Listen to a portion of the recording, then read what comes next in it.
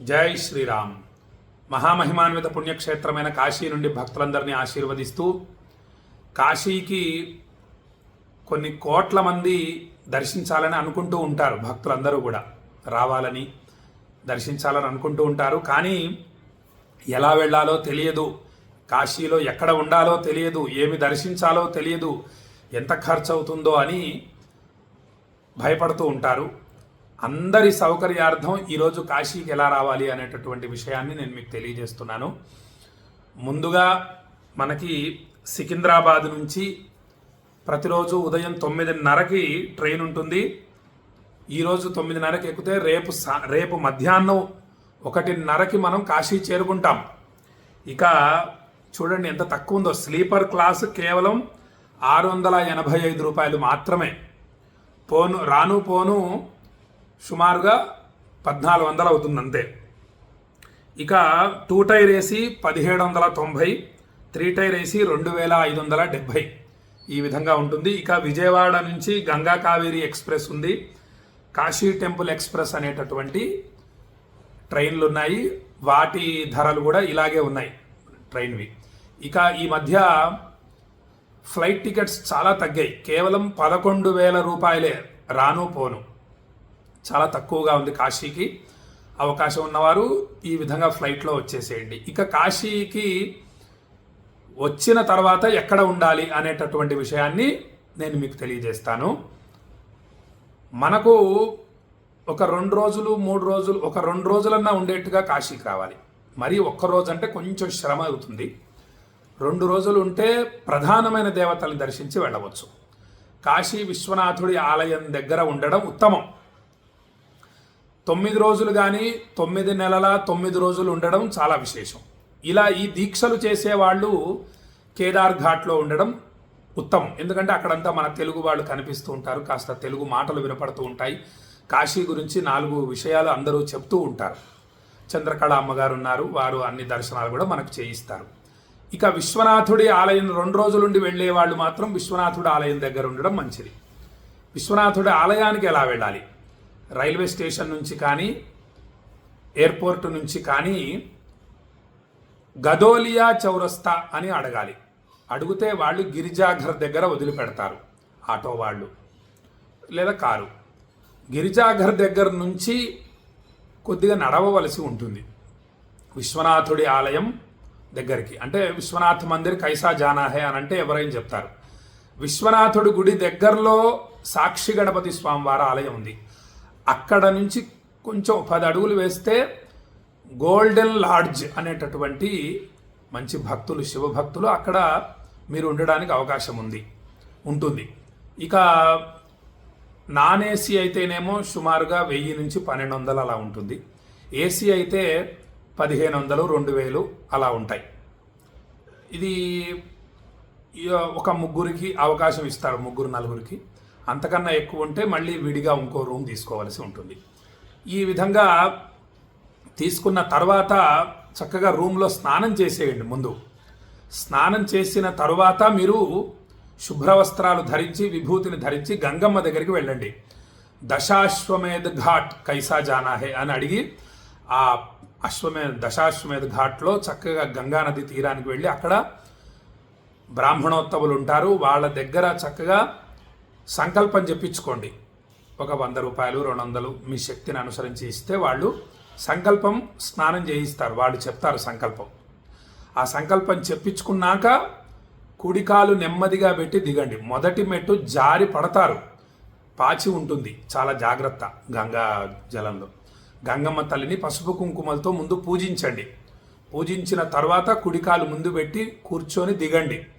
దిగి చక్కగా 3 మునకలు కానీ 5 మునకలు కానీ స్నానం చేయండి. చేసిన తర్వాత సూర్యుడికి అర్ఘ్యం వదలండి. వదిలిన తర్వాత విశ్వనాథుడికి అభిషేక నిమిత్తం ఒక చిన్న బాటిల్లో, శుద్ధమైన బాటిల్లో నీళ్లు తీసుకోండి. అక్కడ దొరుకుతాయి. ప్లాస్టిక్ బాటిల్ కాకుండా మీరు ఇంటి నుంచి రాగి బాటిల్ తెచ్చుకోవడం ఉత్తమం నన్ను అడిగితే. సరే, ఏదో ఒక బాటిల్లో ముందు గంగాజలం తీసుకోండి. తీసుకొని మళ్ళీ ఇంటికి రండి. ఇంటికి వచ్చిన తర్వాత ఇప్పుడు మనం ఏ దేవతల్ని దర్శించాలి అనేటటువంటి దానికి ఋషులు మనకు తెలియజేశారు. విశ్వేశం మాధవం ఢుంఢిం దండపాణించ భైరవం వందే కాశీం గుహాం గంగాం భవానీం మణికర్ణికాం. కాశీలో 33 కోట్ల మంది దేవతలు ఉంటారు. అందరిని దర్శించాలంటే అసలు మన జీవితకాలం సరిపోదు. కాబట్టి ముందు మనం 2 రోజుల వ్యవధి పెట్టుకొని కాశీకి వచ్చాం కాబట్టి ఈ 10 దేవతల్ని దర్శించాలి. ఈ 10 దేవతలు ఎక్కడ ఉన్నారు అనేటటువంటి విషయాన్ని కూడా మీకు వివరంగా తెలియజేస్తాను. మనకు విశ్వనాథుడి ఆలయానికి 4 గేట్లు ఉంటాయి. గేట్ నెంబర్ 1 దగ్గర ఢుంఢి గణపతి ఉంటాడు. అక్కడ గరిక దొరుకుతాయి, పుష్పాలు దొరుకుతాయి. అవి తీసుకొని ఢుంఢి గణపతిని చక్కగా పూజించండి. దర్శనానికి వెళుతూ సెల్ ఫోన్లు తీసుకెళ్ళవద్దు. కేవలం డబ్బులు మాత్రం పెట్టుకోండి దగ్గర, అంతే తప్పించి ఇంకేవి తీసుకెళ్ళనివ్వరు లోపలికి. ఢుండి గణపతిని పూజించిన తర్వాత స్వామివారి పాదాలకు నమస్కరించి లోపలికి వెళ్ళండి. వెళ్ళి విశ్వనాథుణ్ణి దర్శించండి. ఆవు పాలు, మీరు గంగాజలం తీసుకున్నారు కదా, గంగా స్నానం చేసిన తర్వాత ఒక బాటిల్తో, ఆ బాటిల్ జలం తీసుకొని రండి. చక్కగా స్వామివారి నామాన్ని జపించండి. కాశీ విశ్వనాథాయ నమః అంటూ లైన్లో నడుస్తూ ఆ జలాన్ని అభిమంత్రించండి. అభిమంత్రించి లోపలికి వెళ్ళిన తర్వాత గర్భాలయంలోకి ప్రవేశం అనేది కొంచెం కష్టమైన విషయమే. వాళ్ళు ఒక ధారాపాత్ర పెడతారు. ఆ పాత్రలో నీళ్లు పోస్తే అవి వెళ్ళి విశ్వనాథుడి మీద పడతాయి. చక్కగా హరహర మహాదేవ హరహర మహాదేవ అంటూ నీళ్లు పోయండి. ఆ జలం వెళ్ళి విశ్వనాథుడి మీద పడతాయి. స్వామిని చక్కగా దర్శించండి. పోలీసులు తోసేస్తూ ఉంటారు, కంగారు పడకండి. చక్కగా దర్శించేసుకొని నన్ను తోస్తావేంటి, గొడవలు పెట్టుకోకూడదు. దర్శనం చేసుకొని ఆ గుళ్ళో అభిముక్తేశ్వరుడు ఉంటాడు. ఆ అభిముక్తేశ్వరుని తాకి నమస్కారం చేసుకోవచ్చు. నమస్కారం చేసుకోండి.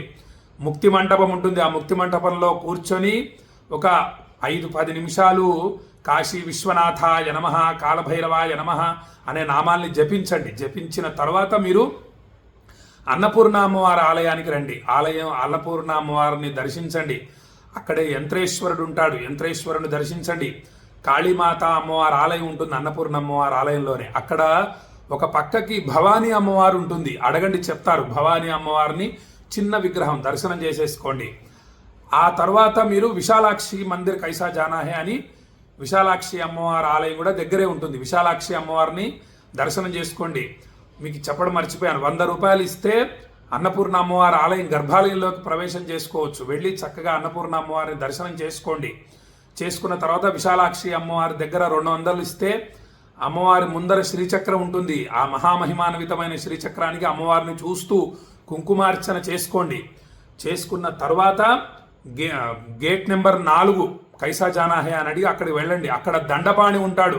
సంభ్రమ విభ్రములు మరియు దండపాణి అక్కడే ఒకే ఆలయంలోనే. ఆ స్వామిని దర్శించండి. ఆ దర్శించిన తర్వాత అక్కడ మీకు ఆటోలు దొరుకుతాయి. ఆటోలో కాలభైరవ స్వామి వారి ఆలయానికి వెళ్ళండి. ఆ ఆటో అతన్నే మాట్లాడండి. కాలభైరవ స్వామిని దర్శించిన తర్వాత కాశీపుర అనే దగ్గర కాశీ మాత అమ్మవారి ఆలయం ఉంటుంది.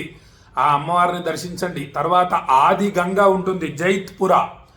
ఆది గంగా ముందు గంగ కన్నా ఆ ఆది గంగ వచ్చిందనమాట. అక్కడ ఆది గంగను దర్శించండి. అక్కడ గుహలు ఉంటాయి. ఒక గుహ ఉంటుంది. ఆ గుహని నమస్కారం చేసుకోండి. ఈ 2 కూడా జైత్పురాలోనే ఉంటాయి. ఇవి దర్శనం చేసుకున్న తర్వాత మీరు మళ్ళీ గిరిజాఘర్ వచ్చేయండి. గదోలియా చౌరస్తా అంటే గిరిజాఘర్ దగ్గర వదిలిపెడతాడు. అక్కడ వచ్చి అక్కడి నుంచి మీరు దశాశ్వమేధ ఘాట్కు నడుచుకుంటూ వెళ్ళండి. వెళ్ళిన తర్వాత మీకు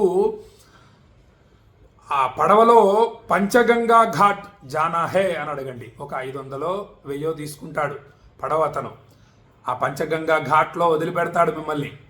అక్కడ మణికర్ణికా ఘాట్ కూడా పక్కనే ఉంటుంది. ఆ మణికర్ణికా ఘాట్ ముందు పంచగంగా ఘాట్కు వెళ్ళి ఆ మెట్లు ఎక్కాలి. అక్కడ బిందు మాధవుడు ఉంటాడు. ఆ బిందు మాధవుని దర్శించుకొని కిందకు వచ్చి మణికర్ణికా ఘాట్కు నడుచుకుంటూ వెళ్ళొచ్చు. పెద్ద దూరం ఉండదు. ఇబ్బంది అనిపిస్తే పడవలో వెళ్ళండి. వెళ్ళి మణికర్ణికా ఘాట్లో స్నానం చేసి మళ్ళీ మీరు విశాలాక్షి ఘాట్ అని అడగండి. ఆ విశాలాక్షి ఘాట్ దగ్గర మిమ్మల్ని వదిలిపెడతాడు పడవతను. అక్కడి నుంచి మీరు మెట్లు ఎక్కవలసి ఉంటుంది. మీరు మళ్ళీ మీ యొక్క రూమ్కి చేరుకుంటారు. ఇదంతా కూడా ఒక 2 రోజుల వ్యవధిలో, 1 రోజులోనే పూర్తి చేసుకోవచ్చు. కాస్త ఓపిక ఉన్నవాళ్ళు, కాస్త వయస్సు మీద పడ్డ వాళ్ళు అయితే 2 రోజుల్లో ఈ ప్రధానమైనటువంటి దేవతల్ని దర్శించుకొని ఇంటికి వెళ్ళవచ్చు. ఇబ్బంది ఉండదు. ఇక వీటికి అయ్యే ఖర్చు ఏంటంటే అంటే మనకి ట్రైన్కి అయితే 1500 అవుతుంది పోను రాను. ఇక ఫ్లైట్ అయితేనేమో ఈ మధ్య తగ్గాయి 11,000 అవుతుంది రాను పోను. ఆ తర్వాత ఈ రూముల ఖర్చులు ఏమో సుమారుగా 3,000 అవుతాయి 2 రోజులకి. తర్వాత ఈ ఆటోలు ఈ ఖర్చులన్నీ ఒక 2,000 అవుతాయి. సరే బ్రాహ్మణోత్తములకు ఏదైనా దక్షిణలు అవి ఇచ్చినా ఒక 1,000 రూపాయలు అవుతాయి. మొత్తం కలిపి సుమారుగా ఒక 6,000 నుంచి 7,000 రూపాయల లోపే అవుతాయి. కాబట్టి చక్కగా రండి, కాశీ విశ్వనాథుడిని దర్శించండి. కొన్ని కోట్ల రూపాయల సంపదతో సమానం ఆధ్యాత్మిక సంపద ఇది. మనం సుమారుగా 10,000 రూపాయలు మాత్రమే ఖర్చు చేస్తే కోటాను కోట్ల రూపాయల ఆధ్యాత్మిక సంపదని తీసుకొని వెళ్ళవచ్చు. అనేక సమస్యలు తీరిపోతాయి, సమస్త దోషాలు భస్మమైపోతాయి, అనేక మానసిక చింతలన్నీ కూడా తొలగిపోతాయి, శరీరంలోని అన్ని అనారోగ్య బాధలు భస్మమైపోతాయి, తొలగిపోతాయి. ఇక అనేక కోరికలు, ధర్మమైన కోరికలు అనేక ఉంటాయి, మనిషికి సహజం. అటువంటి కోరికలన్నీ నెరవేరుతాయి. వివాహం కాని వాళ్ళకు వివాహం అవుతుంది, సంతానం కాని వాళ్ళకు సంతానం అవుతుంది, అనారోగ్య బాధలతో బాధపడే వాళ్ళకి అనారోగ్యం అంతా తొలగిపోయి ఆరోగ్య ప్రాప్తి కలుగుతుంది, మానసిక చింతలన్నీ తొలగిపోతాయి. ఆ యొక్క కాశీ విశ్వనాథుడి యొక్క సంపూర్ణ అనుగ్రహం కలుగుతుంది, విశేష ఫలితాలు కలుగుతాయి. సామాన్యమైనటువంటి క్షేత్రం కాదు. సంవత్సరానికి ఒకసారన్నా తప్పకుండా కాశీకి వచ్చే ప్రయత్నం చేయండి. కేవలం 10,000 రూపాయలు మాత్రమే ఖర్చు అవుతాయి.